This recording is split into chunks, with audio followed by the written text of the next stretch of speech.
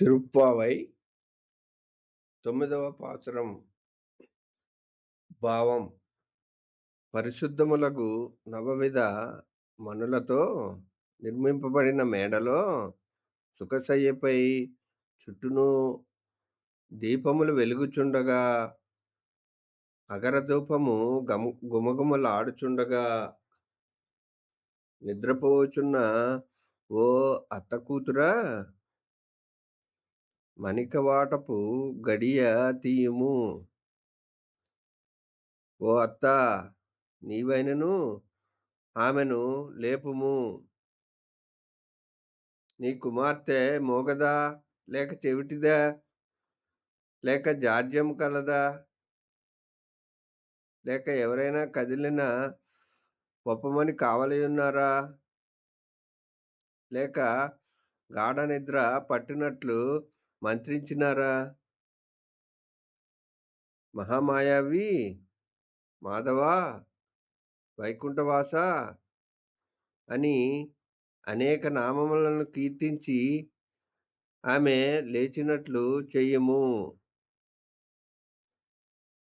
నిర్దోషములైన మాణిక్యములతో నిర్మించిన భవనంలో చుట్టూను దీపాలు వెలుగుతుండగా, అగరదీపములను పరిమళాలను వెదజల్లుచుండగా, అతి మెత్తనైన హంసతూలికా తల్పముపై పరుండి నిద్రిస్తున్న ఓ మేనమామ కూతురా, మణిమయ ప్రభలతో ప్రకాశించుచున్నవి నీ భవనపు గడియను తీయవమ్మా. ఏమమ్మా మేనత్త, నీవైనా ఆమెను లేపుమమ్మా. ఏమి, నీ పుత్రిక మోగదా, చెవిటిదా, లేక బద్ధకస్తురాలా, లేక ఆమె లేవకుండగా ఎవరైనా కావలి ఉంచినారా, లేక ఇంత మైమర్చి నిద్రించుటకేమైనా మంత్రించి ఉంచినారా? ఆమెకేమైనది, నిద్ర లేచుట లేదు. ఓ ఆశ్చర్య గుణచేష్టితుడా, ఓ శ్రీయపతి, ఓ పరమ పదవాసి అని అనేకమైన తిరునామాలను అనుసంధిస్తున్నను ఆమెకు వినబడటలేదు. ఇంకనూ లేవలేదేమి అని సంపదలతో తులతూగుతున్న ఒక కన్యను లేపుచున్నారు. అవతారిక మొదటి 2 పాసురములలో శ్రవణము చెప్పబడినది. తర్వాత పాసురంలో మననము నిరూపించబడినది. ఈ పాసురం నుండి 4 పాసురములలో ధ్యానదశ వివరింపబడినది. నిస్వార్థమైన వ్రతనిష్ట కలిగిన వారికే తాను లభించే హక్కు కలదు అన్నాడు శ్రీకృష్ణుడు. మరి మనకు స్వాతంత్రం ఎందుకు? పరమాత్మ తానే స్వయంగా మన వద్దకు వచ్చి మన అభీష్టాలను తీరుస్తాడు.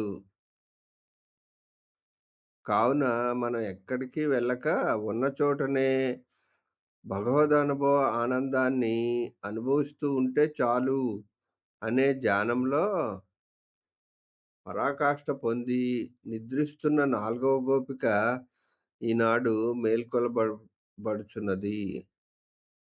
తూర్పు తెల్లవారే, ఓ జవ్వని లేవవే అంటూ పాడి 8వ పాసురం మాలికలో భగవద్ అనుభవాన్ని పొందటానికి కుతూహలపడుతున్న ఒక గోపికను లేపి తన వ్రతంలో భాగస్వామిని చేసింది గోదా తల్లి.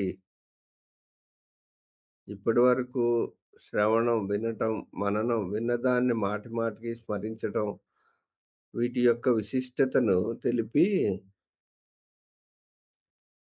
ముగ్గురు గోపకన్యలను గోదా మేల్కొల్పి తన వ్రతంలో చేర్చుకుంది.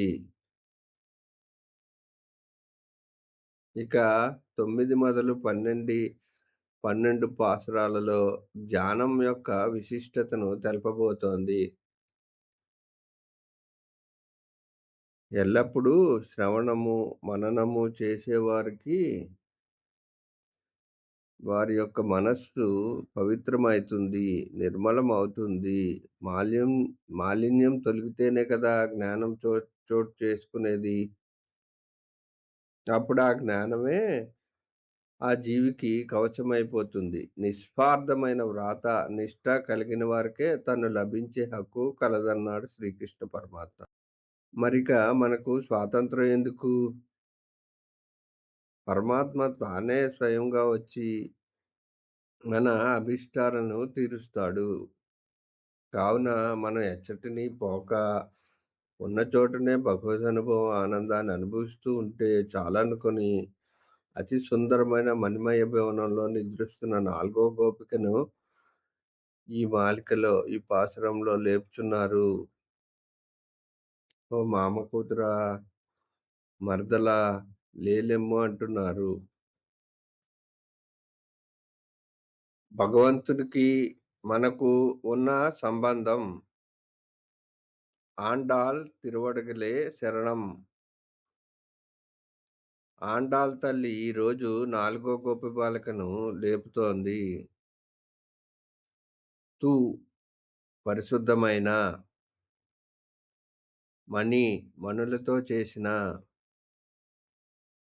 మాడత్తు మేడ చుట్టూ విలక్కెరియ చుట్టూ దీపాలు వెలిగించి ఉన్నాయి. ఇక్కడ మనం దీపం పెట్టే ఆంతర్యం తెలుసుకుందాం. దీపం లేని ఇల్లు ప్రాణం లేని శరీరం వంటిదే. దీపపు ప్రమిద శరీరానికి ప్రతీక.